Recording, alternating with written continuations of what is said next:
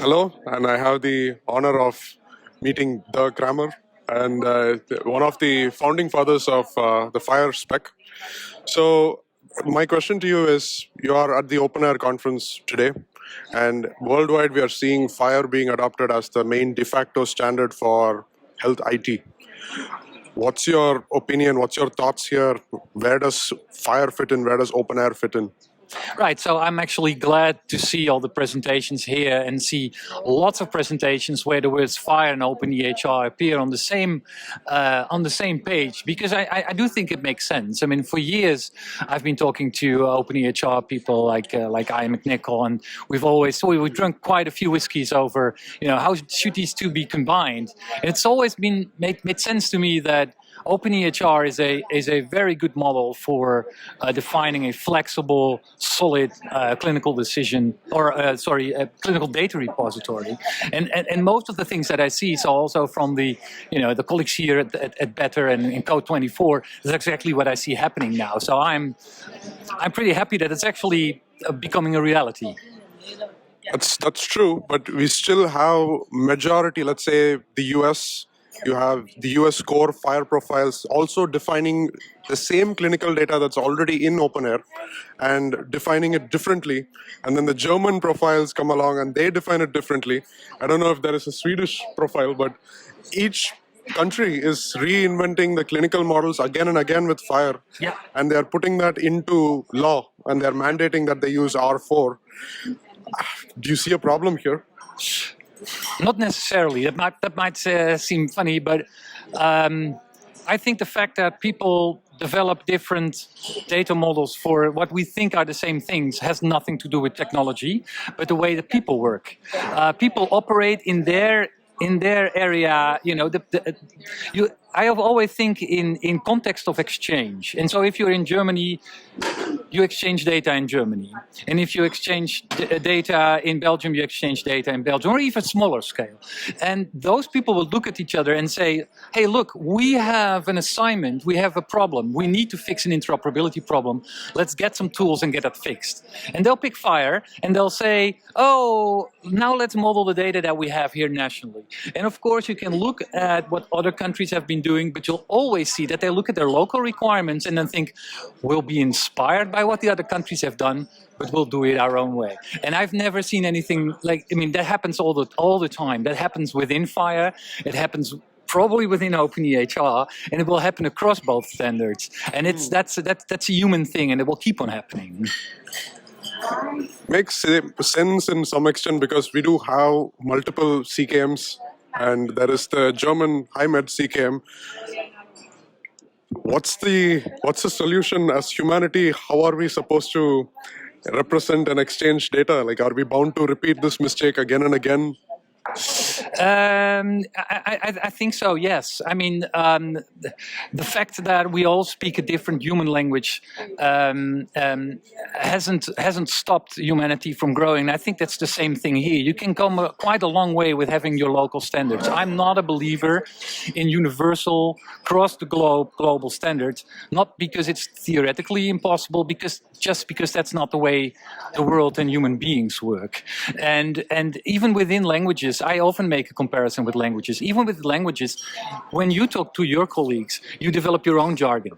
I do the same thing. So even within our languages, we develop our own localizations of standard, things that are incompatible. If you go with your jargon to another company, they won't understand you. They don't know your acronyms and so on. And you see exactly the same. That human thing that is actually, I think, a core part of exchanging data and knowledge. It's no wonder that we see that back in our exchange standards. And so that is, everyone who tries to say these differences don't exist and the Tower of Babel that doesn't exist and will have a single unambiguous thing to express data in, I think you're chasing something impossible. I hear this a lot from a lot of FHIR colleagues back in India as well. And the main saying is that it's a people problem. It's not a technology problem. Yeah. I disagree with that. Because if you think about HTML, CSS, JavaScript, you have a particular standard by an international committee. And everybody who develops web pages today can develop in that one specific standard, and every browser can render that. Every browser can use that, right? So what's stopping us as healthcare technology enthusiasts and as standard implementers in building one international standard on how we represent clinical data points? Because the human body is the same. So I think the reason we are successful in some standards is that if you choose a domain that's small enough, you can do it, and if there's impetus to do it, you can do it. So if we say we want to standardize the exchange of text and makeup, that's a really small domain you can do. Just like, for example, if we'd say we like to standardize vital signs, right? This as a world community, we should be able to do. So I think if you focus on specific domains, it's possible. But even so, it means for all participants that they will have to accept the fact that they're not in control, right? So if we, for example, in the Netherlands, develop our own set of vital signs, and we look at what the US already has done, and we say it's almost the same stuff. Let's do the same thing. It doesn't only mean that you align your data models, so say the modeling and technical side, you also give up the governance, right? If I want something to be added to the vital signs, I now will have to deal with the US vital signs group, right? So it's not just about modeling. You have to get this whole system done. And with things like HTML, we got that done through, W3C, a focus domain, and so on. So it's not impossible, but it requires an enormous amount of commitment. Commitment and time that as a healthcare committee we don't have today, maybe. For everything. Okay. Yeah. Okay.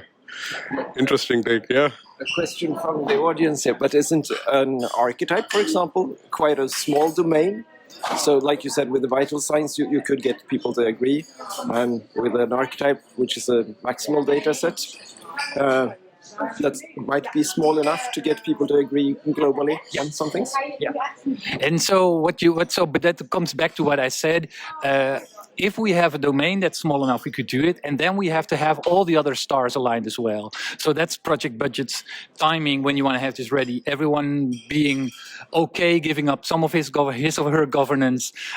All these stars need to align to make that happen. And I think when we're talking about HTML, back in '92, I think it was, I remember there were just 2 or 3 big browsers, so we put those vendors at the table, and then it worked. The timing was excellent. We had a very clear scope. We had a group of participants that benefited from standardization across their browsers, and so all these stars were aligned. And we need to get that for each domain. And maybe for IPS, for example, the International Patient Summary, it seems to get some traction in that sense. So it's not impossible, but you need to have the modeling, the people, and all the stars aligned to get it done. So let's hope the stars align someday. So thank you so much again. You have anything else to tell our audience, maybe? Well, just as I said, what I do hope, and that's also why I'm here, is that if one of the communities has gathered knowledge, valuable knowledge about things that failed, for example, or things that were successful, that we are at least able to share that across communities, because really doing the same thing twice benefits no one. That's correct. So all the government implementers reinventing the blood pressure profile, please take note. Amen.